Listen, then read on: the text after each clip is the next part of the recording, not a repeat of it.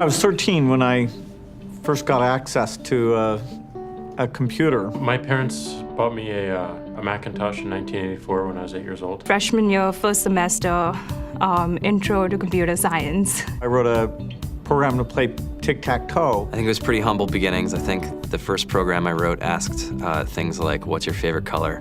Or how old are you? I first learned how to make a green circle and a red square appear on the screen. The first time I actually had something come up and say, hello world, and I made a computer do that. It was just astonishing. You don't have to be a genius to know how to code. You need to be determined. Something that can be learned. And I know it can be intimidating. A lot of things are intimidating, but you know, what isn't?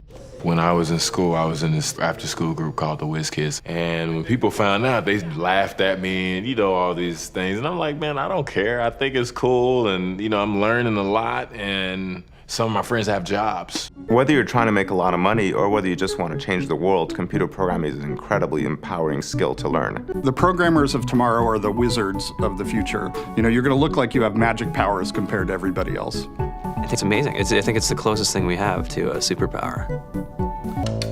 There's a much greater need in the world for engineers and people who can write code than there will ever be supply. Even if you want to become a race car driver or play baseball or you know, build a house, all of these things have been turned upside down by software.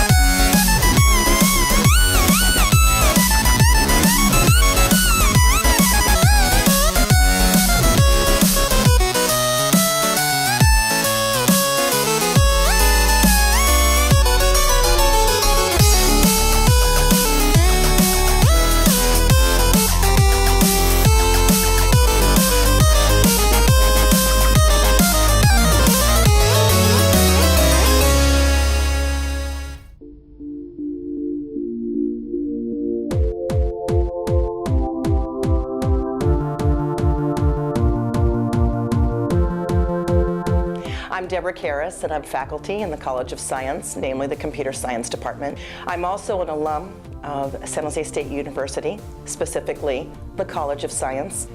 Our current projects right now are taking the many different software packages that Adobe has been very gracious to give to us as a university.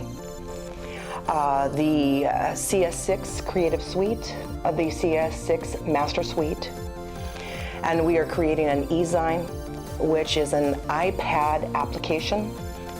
We also service the campus community by helping departments build their websites, build their brand, build their social media. They do not know how to use social media, and since our discipline is the creators of the social media, we are also teaching other faculty members what to do. We also have outside projects. We have Love's Cupcakes this semester. We also have Christmas in the Park, which is very exciting. So we service the community, we service our campus community, and many times, because we are, as I say to my students, the discipline of the invisible. And so we have to make visible what we do. Hence, we have come up with a tagline for us.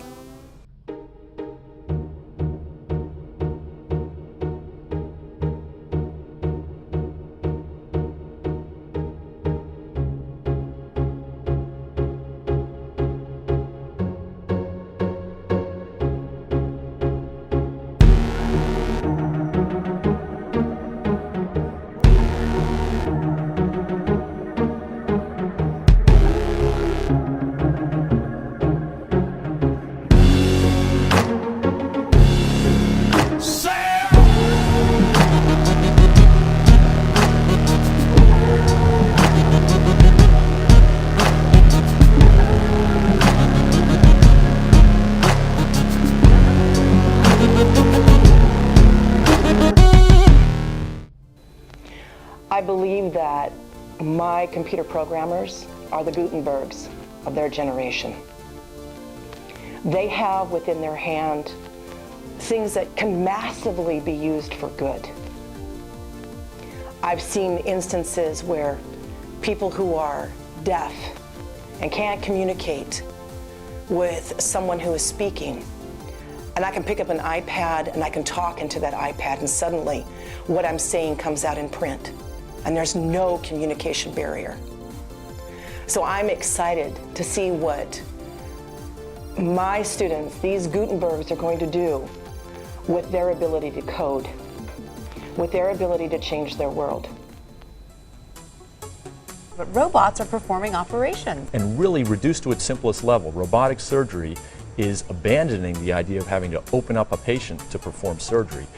In 2005, the Defense Department's Experimental Research Wing, DARPA, created a program to make the next generation of prosthetic arms for returning soldiers who had lost limbs in combat. Depending on the user, the arm can be controlled by nerves, muscles, or even foot pedals. We're heading into the center of a mouse's brain. They call the new technique clarity. And it's not just the brain. The researchers say the technique could be applied to any organ.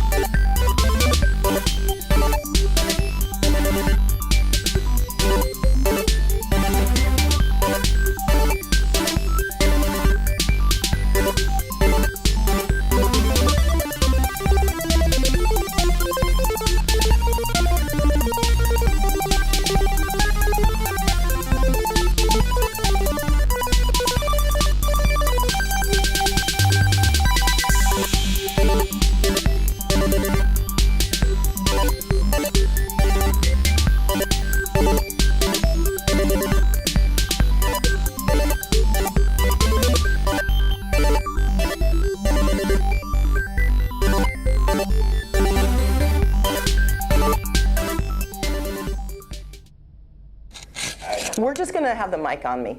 Okay, that's okay? Yep. All right. Yeah, it looks fine. Okay. Yeah. Does it look fine? I look like something out of Star Trek, right?